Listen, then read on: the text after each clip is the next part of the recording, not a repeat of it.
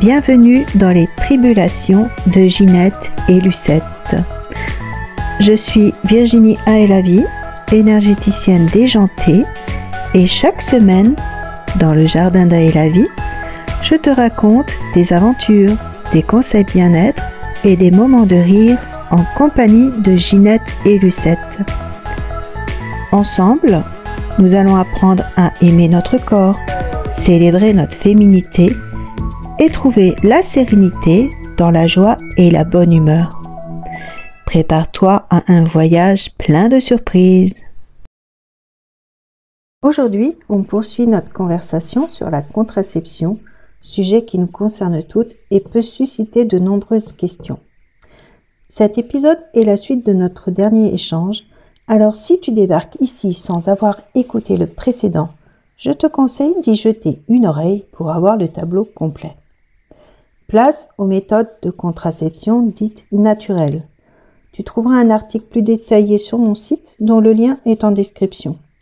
Prête à rejoindre Ginette et Lucette dans le salon féerique du jardin d'Aelavi? Lucette, tu vas rire, mais j'ai encore une question de contraception. Après notre dernière discussion, j'ai bien réfléchi et je me demande s'il y a quelque chose de plus, naturel. Je veux vraiment que ma nièce ait tous les éléments. Tu fais bien de te poser des questions, Ginette. Beaucoup de femmes se tournent vers des méthodes naturelles. Tu m'intrigues. Pourquoi font-elles ce choix?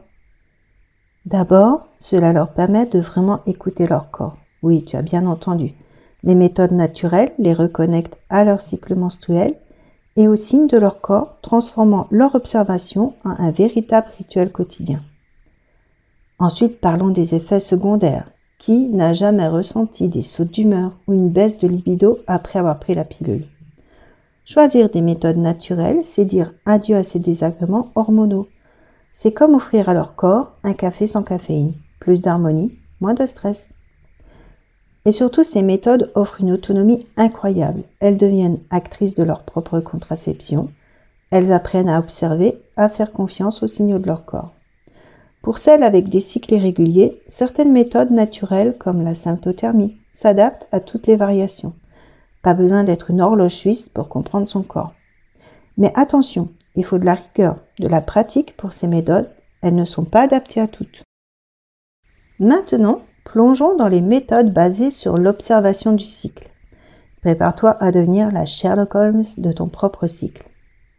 La symptothermie, on surveille ici plusieurs indicateurs, la température corporelle, l'aspect de la glaire cervicale et même parfois la position du col de l'utérus.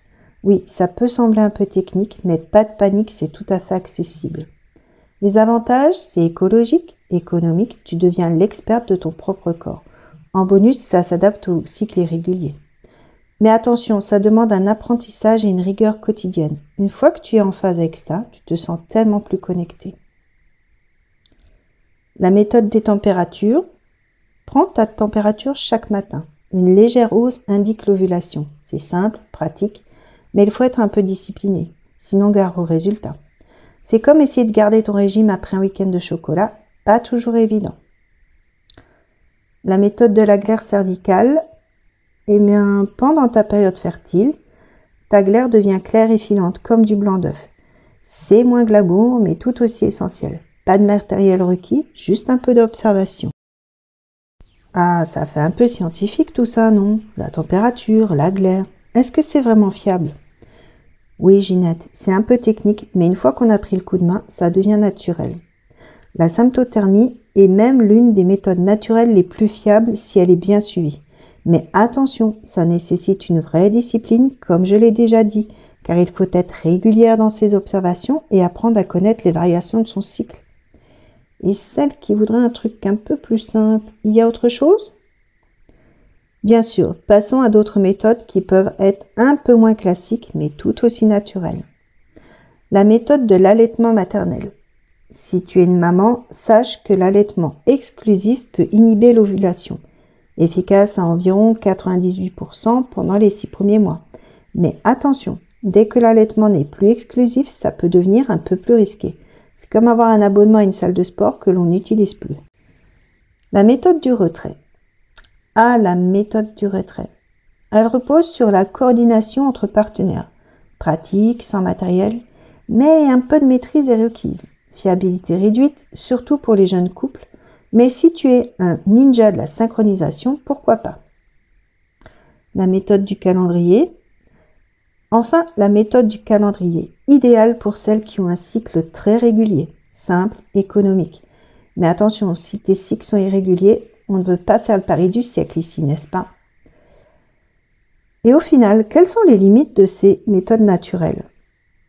Eh bien, c'est sûr qu'elles demandent une vraie implication et elles ne protègent pas contre les infections sexuellement transmissibles. C'est donc à utiliser en complément d'un préservatif si besoin. Et comme toujours, l'important est de se sentir à l'aise et bien informé. Merci Lucette, c'est vraiment intéressant. Je me sens prête à creuser ce sujet et je crois que ma nièce de 14 ans va aussi être fascinée par tout ça. Et oui, apprendre à comprendre notre corps est une belle démarche à tout âge. Chaque méthode a ses avantages et ses limites, et ce qui compte, c'est que chacune trouve ce qui lui correspond. Il est crucial de bien comprendre chaque méthode donnée dans les 2 épisodes. Chaque méthode a ses avantages et ses limites, et ce qui compte, c'est que chacune trouve ce qui lui correspond. Il faut prendre le temps d'explorer chaque option, en discuter avec un professionnel de santé, et surtout ne pas faire de choix à la légère. Merci d'avoir été avec nous pour cet épisode des tribulations de Ginette et Lucette. J'espère que tu as trouvé ces méthodes naturelles intéressantes et que cela t'inspire à explorer davantage ton corps et ton cycle. Pour plus d'informations, consulte l'article complet sur mon site. Abonne-toi à ma chaîne pour ne rien manquer des aventures de Ginette et Lucette. Partage cet épisode avec tes amis ou ta fille et souviens-toi, s'informer, c'est le premier pas vers le pouvoir de choisir. À bientôt!